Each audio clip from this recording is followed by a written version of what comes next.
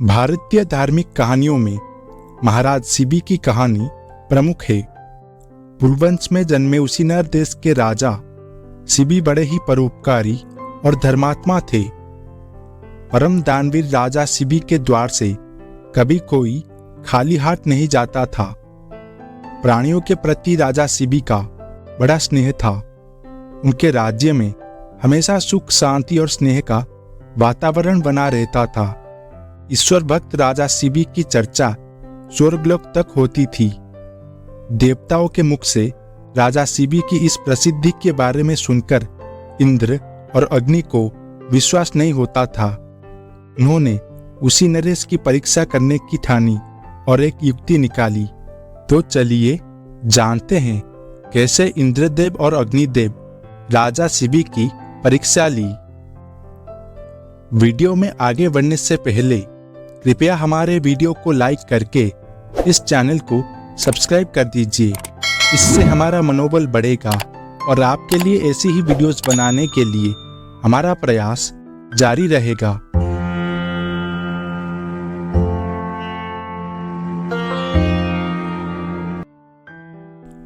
अग्नि ने कबूतर का रूप धारण किया और इंद्र ने एक बाज का रूप धारण किया। दोनों उड़ते उड़ते राजा शिबी के राज्य में पहुंचे। उस समय राजा शिबी एक धार्मिक यज्ञ का अनुष्ठान कर रहे थे। कबूतर उड़ते उड़ते आर्तनाद करता हुआ राजा शिबी की गोद में आ गिरा और मनुष्यों की भाषा में बोला, हे राजन, मैं आपकी शरण आया हूं, मेरी रक्षा कीजिए। थोड़ी ही देर में कबूतर के पीछे पीछे बाज भी वहां आ पहुंचा और बोला, राजन, निसंदेह आप धर्मात्मा और परोपकारी राजा है। आप कृतघ्न को धन से, झूठ को सत्य से, निर्दयी को क्षमा से और क्रूर को साधुता से जीत लेते हैं। इसीलिए आपका कोई शत्रु नहीं है। इसीलिए आप अजातशत्रु नाम से प्रसिद्ध है। आप अपकार करने वाले को भी उपकार करते हैं। आप दोष खोजने वालों में भी गुण खोजते हैं। इससे महान होकर आप ये क्या कर रहे हैं? मैं क्षुधा से व्याकुल होकर भोजन की तलाश में भटक रहा था। तभी संयोग से मुझे ये पक्षी मिला और आप इसे शरण दे रहे हैं। यह आप अधर्म कर रहे हैं। कृपा करके ये कबूतर मुझे दे दीजिए।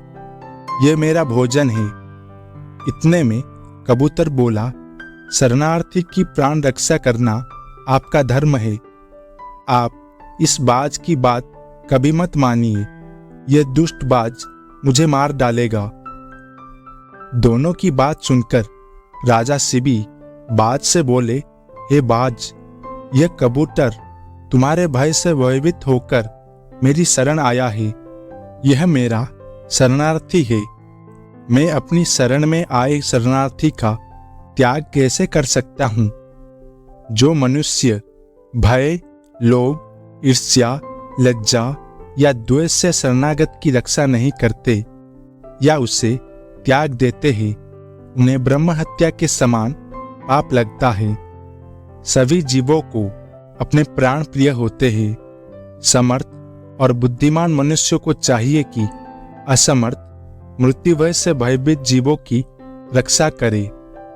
हे बाज, मृत्यु के भय से भयभीत ये कबूतर मैं तुझे नहीं दे सकता। इसके बदले तुम जो चाहो खाने के लिए मांग सकते हो। मैं तुझे वो अभिष्ट वस्तु देने को तैयार हूं।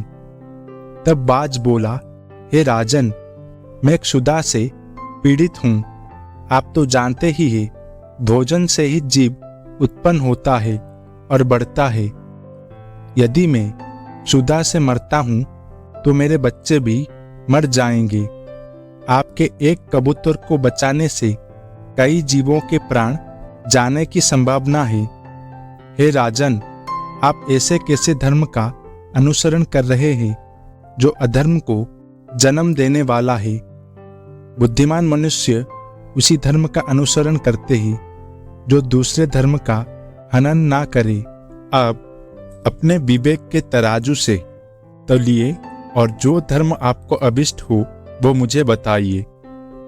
राजा शिबी बोले, हे बाज, भय से व्याकुल हुए शरणार्थी की रक्षा करने से बढ़कर कोई धर्म नहीं है।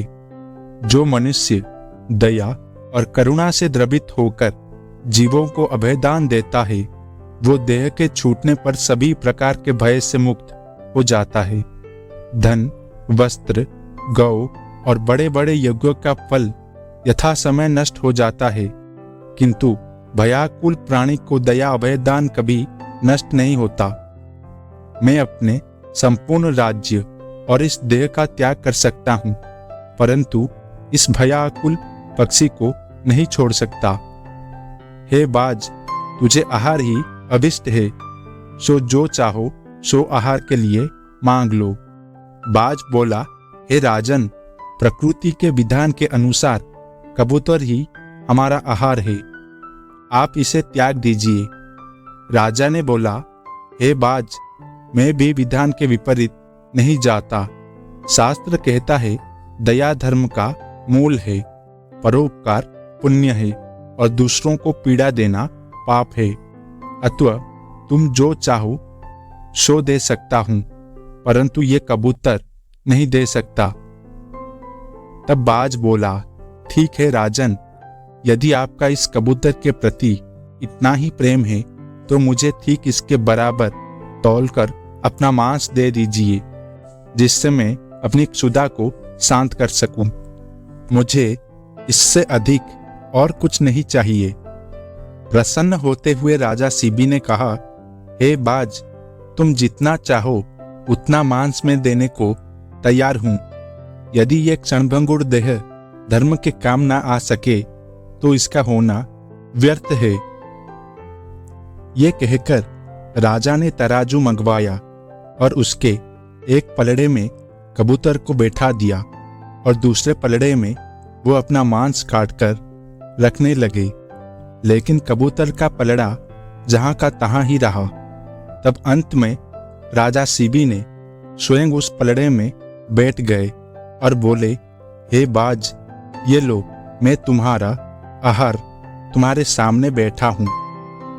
इतने में आकाश से पुष्प वर्षा होने लगी, मृदंग बजने लगे। स्वयं भगवान अपने भक्त के इस अपूर्व त्याग को देखकर प्रसन्न हो रहे थे। ये देखकर राजा शिबी विस्मय से सोचने लगे कि इस सब का क्या कारण हो सकता है। इतने में वो दोनों पक्षी अंतर्ध्यान हो गए और अपने असली रूप में प्रकट हो गए। इंद्र ने कहा, हे राजन, आपके जैसा धर्मपरायण और त्यागी मैंने कभी नहीं देखा। मैं इंद्र हूँ जो बाज बना था और ये अग्निदेव है जो कबूतर बने थे। हम दोनों तुम्हारे त्याग की परीक्षा लेने आए थे। हे राजन, ऐसे मनुष्य विरले ही होते हैं जो दूसरों के उपकार के लिए अपने प्राणों का भी मोह ना करे। ऐसा मनुष्य उस लोक को जाता है जहां से फिर लौटना नहीं पड़ता।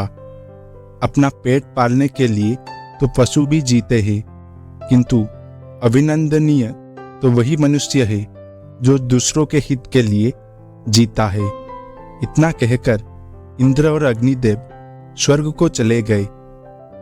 राजा शिबी ने अपना यज्ञ पूरा किया और कई वर्षों तक पृथ्वी का राज्य भोगने के बाद परम पद को प्राप्त हुए। राजा शिबी की इस बलिदान कथा से हमें यही शिक्षा मिलती है कि जिस प्रकार मनुष्य अपने जीवन की रक्षा के लिए हर संभव प्रयास करता है, उसी प्रकार हमें जानवरों के जीवन की भी रक्षा के लिए अपने प्राण न्यौछावर करने से पीछे नहीं हटना चाहिए। जानवरों को भी इंसानों की तरह ही अपनी जान प्यारी होती है।